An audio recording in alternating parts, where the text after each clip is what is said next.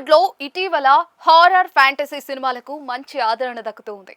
ఈ నేపథ్యంలోనే సంగీత్ శోభన్ ప్రధాన పాత్రలో నటిస్తూ ఉన్న రాకస సినిమాపై ప్రేక్షకుల్లో ఆసక్తి మొదలైంది. లేటెస్ట్ గా విడుదలైన ఈ చిత్రం యొక్క ట్రైలర్ ఒక కొత్త తరహా ఫోక్లోర్ ప్రపంచాన్ని పరిచయం చేస్తూ ఉంది. భయం, నమ్మకం, ఆచారాల చుట్టూ తిరిగే ఈ కథలో విజువల్స్ పక్కాగా కుదిరాయి. ఊరి జనాన్ని భయపెట్టే ఒక బ్రహ్మ రాక్షసుడు, అతనికి ఇచ్చే బలి చుట్టూ ఉన్న రహస్యాలను వెతుకుతూ వెళ్లే కుర్రాడిగా సంగీత్ శోభన్ నటన ఆకట్టుకునేలా ఉంది.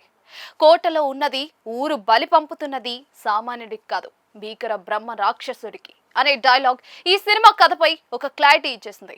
ఒక మూసి ఉన్న కోట, అక్కడ జరిగే నిగూఢ ఆచారాలు, ఆ ఊరి మనుషుల మరణాలు సినిమాను ఒక సస్పెన్స్ థ్రిల్లర్ గా మలిచాయి. బ్రహ్మాజీ వంటి సీనియర్ నటుల కామెడీ టైమింగ్ కూడా ఇందులో సహజంగా ఇమిడిపోయింది. సీరియస్ కథాంశంలో అక్కడక్కడ హాస్యం ఉండటం వల్ల ఆడియన్స్ కు బోర్ కొట్టకుండా ఉండే అవకాశం ఉంది. టెక్నికల్ గా చూస్తే ఈ సినిమా మేకింగ్ వాల్యూస్ బాగున్నాయి. టార్చ్ లైట్ వెలుతురులో తీసిన సీన్లు, అడవి లోపల కోట సెట్టింగ్స్ ఒక రకమైన అట్మాస్ఫియర్ ను క్రియేట్ చేశాయి. అనుదీప్ దేవ్ అందించిన బ్యాక్గ్రౌండ్ స్కోర్ ట్రైలర్ స్థాయిని పెంచేసింది. ముఖ్యంగా ట్రైలర్ చివర్లో వచ్చే కొన్ని షార్ట్స్ సినిమాలోని సూపర్ న్యాచురల్ ఎలిమెంట్స్ ఎలా ఉండబోతున్నాయో హింట్ ఇచ్చాయి. దర్శకురాలు మానసా శర్మ తన డెబ్యూ ఫిల్మ్ తోనే ఒక ప్రయోగాత్మక సబ్జెక్ట్ ను ఎంచుకోవడం సాహసమనే చెప్పుకోవాలి. ఈ సినిమాకు సంబంధించిన డిజిటల్ వ్యూస్ కూడా భారీగానే వస్తూ ఉన్నాయి. టీజర్ ఇప్పటికే 3 మిలియన్ల మార్కును దాటడం, సాంగ్స్ కు మంచి రెస్పాన్స్ రావటం వల్ల బాక్స్ ఆఫీస్ దగ్గర ఈ చిత్రానికి ఓపెనింగ్స్ బాగుంటాయని ట్రేడ్ వర్గాల అంచనా.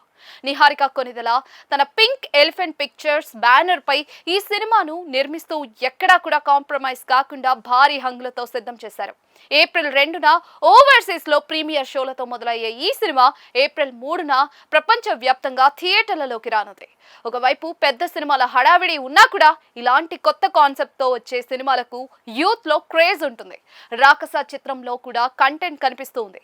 నయన్ సారిక హీరోయిన్ గా నటిస్తున్న ఈ సినిమాలో ఆశిష్ విద్యార్థి, గెటప్ శ్రీను వంటి నటులు ఉన్నారు.